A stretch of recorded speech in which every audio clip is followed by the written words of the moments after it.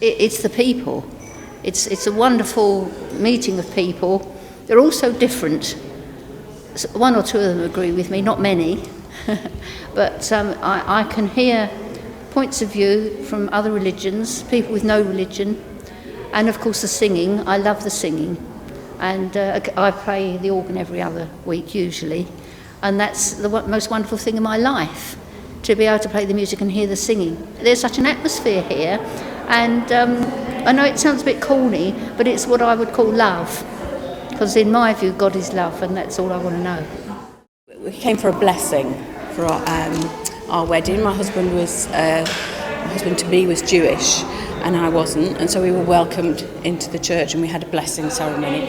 And then over the years I've carried on involved with the Unitarians because I find the services thoughtful and give you a ray of hope in the week. Well, I'm Jewish, and I married Angela, who's not Jewish. So we had to make a decision about what sort of wedding we were going to have. And when I first learned about the Unitarians, the idea of the Unitarians having one root and believing in the Old Testament and not necessarily believing that Jesus was the Son of God, but that he was a great prophet, I had no problems as a Jew getting married within the Unitarian movement, which is what we did. And from then on, it's been a wonderful journey. I came here to get out of the rain, but I like the Unitarians because there's no dogma. To me, it doesn't matter if you believe in God or you believe in nothing. The most important thing is the way you live your life. It's a space in the week to think about universal issues and about the span of life and all its joys and sorrows, a time of reflection, which I find absolutely essential during the week rather than polishing the car. And it accepts doubt as well as belief. And also because as a gay man, I find acceptance here, which I've not found in any other church. So I've only been coming 5 years, so I spent most of my life avoiding religion because I didn't feel welcome and I didn't feel able to be the person that I want to be. I come here on a Sunday morning because I love the community I'm with. I'm with other people who are seekers and who don't think that everything is going to be given you in a book necessarily. You have to do your own reading, your own thinking, and that is accepted.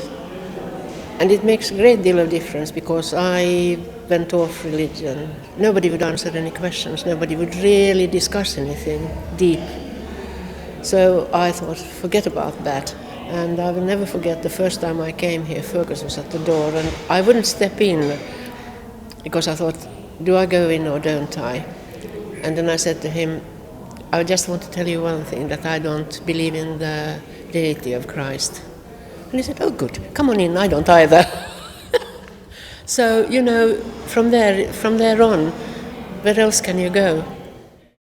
I come here every Sunday I possibly can for pleasure and joy. It's a joy, particularly the people are very friendly, and it's very good for little brain cells because it's a discussion. They tend not to use the word God, which pleases me. It's so all-encompassing. What does it mean?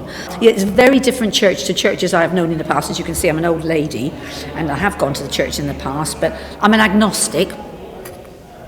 But this church is open for agnostics, believers, atheists. Also, we do get visiting preachers, which is also good, although our own Fergus and Michael are very dear to us. This is a place where we have the opportunity to become our best selves or our better selves. And when people come through those green doors, I think that there is that opportunity for reflection and thinking about the important questions in life, and doing that in a way that doesn't require you to believe in any particular creed or dogma. This is a place where people can come and go on a spiritual journey for themselves.